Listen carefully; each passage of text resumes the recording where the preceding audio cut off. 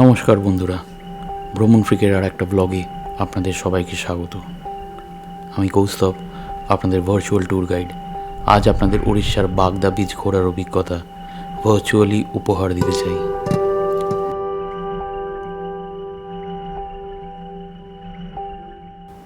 ভ্রমণ পিপাসা এবং এই পৃথিবীকে দেখার ইচ্ছা আমার অনেক অল্প বয়স থেকেই, ঠিক সেরকমই বন্ধুদল ও জীবনসঙ্গিনী আমি খুঁজে পেয়েছি।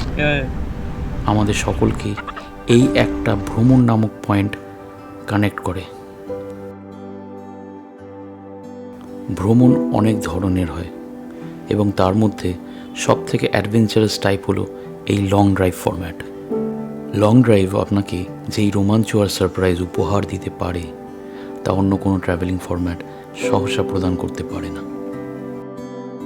বিখ্যাত American laureate and philosopher Ralph Waldo Emerson একটা কথা বলেছেন, যেটা আমরা সবাই জানি, লাইফ ইজ এ জার্নি। রাস্তার আনপ্রেডিক্টেবিলিটির সাথে মানুষের জীবনের যে জার্নির মিলের কথা উনি বলেছেন, সেই কথার মানে খুব পারফেক্টলি এই লং ড্রাইভ নামক ট্রাভেল ফরম্যাটে বোঝা যায়। আমাদের দেশের জিওগ্রাফিক্যাল টেরেনের যে অপরূপ সৌন্দর্য, সেটা কখনোই ট্রেনে বা প্লেনে চাপলে বোধগম্য হয় না। আর আজকে আমাদের ট্রাভেল ডেস্টিনেশন উড়িষ্যার উত্তরাংশের একটা খুব নিরিবিলি বিচ, বাগদা বিচ। হ্যাঁ, এখন এতক্ষণ ঘুমিয়ে হয়নি? কেন বেশিক্ষণ ঘুমায় না, 2.5 ঘন্টা। বাগদা বিচে আইকন অফ দ্য সি। বাগদা বিচে যেই রিসোর্টে আমরা থাকছি তার নাম Icon of the Sea. Room quality অনেকটা ইমপ্রুভ করার জায়গা ছিল, but the food quality was really good. আর রিসোর্ট থেকে একটুখানি হাঁটলে বাড়ি বিচ। বাগদা বিচ তার নির্জনতা ও প্রাকৃতিক পরিবেশের জন্য সবার থেকে আলাদা। এখানে বড় বড় ঝাউ গাছের সারি, দূরে মাছ ধরার নৌকো ও মাঝে মধ্যে স্থানীয় জেলেদের সাথে দেখা মেলে। সূর্যোদয় ও সূর্যাস্তের দৃশ্য এখানে রূপকথার মতো সুন্দর। এখনও পর্যটকদের ভিড় থেকে এই জায়গা অনেকটাই মুক্ত, ফলে আপনি এখানে প্রকৃতির সাথে নিঃশব্দে মিশে যেতে পারেন।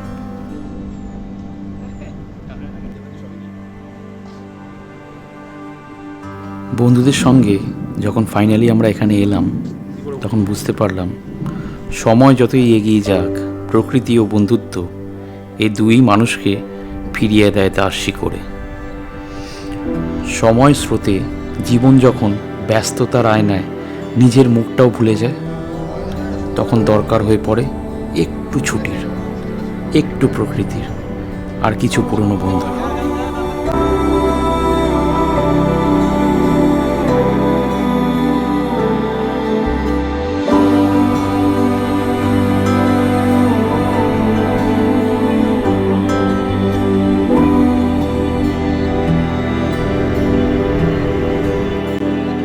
সি বিচের পাশেই গাছের তলায় বসে বেশ কিছুক্ষণ হাসি ঠাট্টা গান বাজনার পর আমরা সমুদ্রে স্নান সেরে আমাদের রিসোর্টে ফিরে এলাম।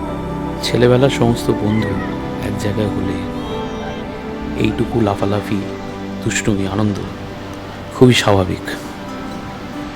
সেই সময়টুকু আমরা সবাই নিজেদের দায়িত্ব, কাজ, নিজেদের বয়স, প্রত্যেকটা জিনিস সবাই ভুলে গেছিলাম।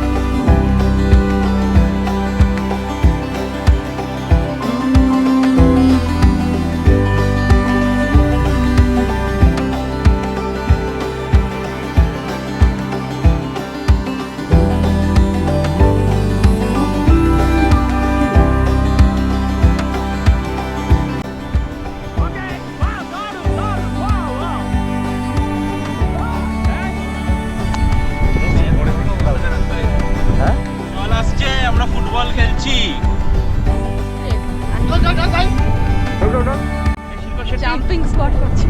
রাতে রুটি না ভাত না গ্রিল স্যালাড? হ্যাঁ, পনেরো একটা কি এখন হবে? থেকে আমরা একটু নামে একাই আর কি, সবাই ঘুমাচ্ছে আশেপাশে। সকালটা একটুখানি মজাটা নিতে।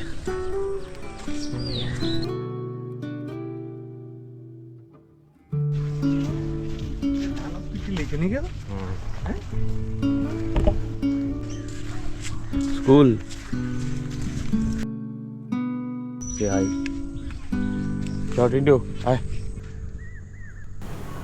পরের দিন সকালটায় আমার একটু আর্লি স্টার্ট হলো।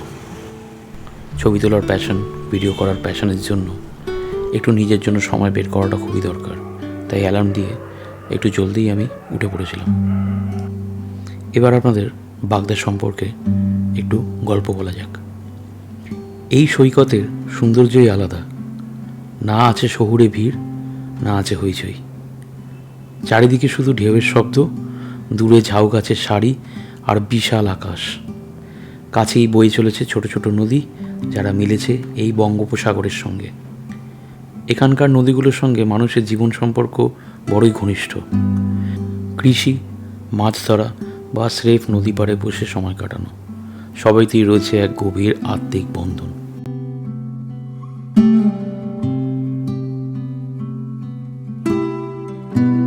আমরা যে জায়গায় ছিলাম তার ডান দিকে বুধাবালঙ্গ নদীর মোহনা, আর বাম দিকে এগিয়ে গেলেই পাঞ্চুপদ নদীর মোহনা।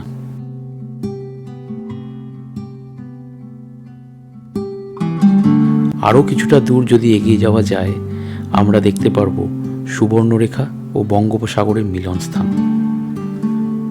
বাদিকে সি শোর বরাবর আমরা যদি হাঁটতে থাকি, তাহলে আমরা কিন্তু ধুবলাগড়ি সি বিচে পৌঁছে যাব। উড়িষ্যার এই অংশটা বেশ শহরের হইচই থেকে অনেকটাই দূরে। রাস্তার পাশে ধান ক্ষেত, নারকেল গাছ, একটু গ্রাম্য পরিবেশ, নিরিবিলিতে বেশ কিছুটা সময় কাটানো যায় নিজের সঙ্গে। উড়িষ্যার এই স্ট্রেচটি এখনও বাণিজ্যিকভাবে ধ্বংস হয়নি। আমাদের দায়িত্ব সেই সৌন্দর্য বজায় রাখা।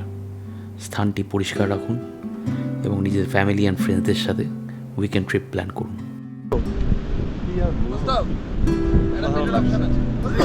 আমরা গাড়িটা এই দিকে নামি, তারপর ভিড় ধরে যেতে দে। যেখানে नहीं मेरे काकड़े में पेस्ट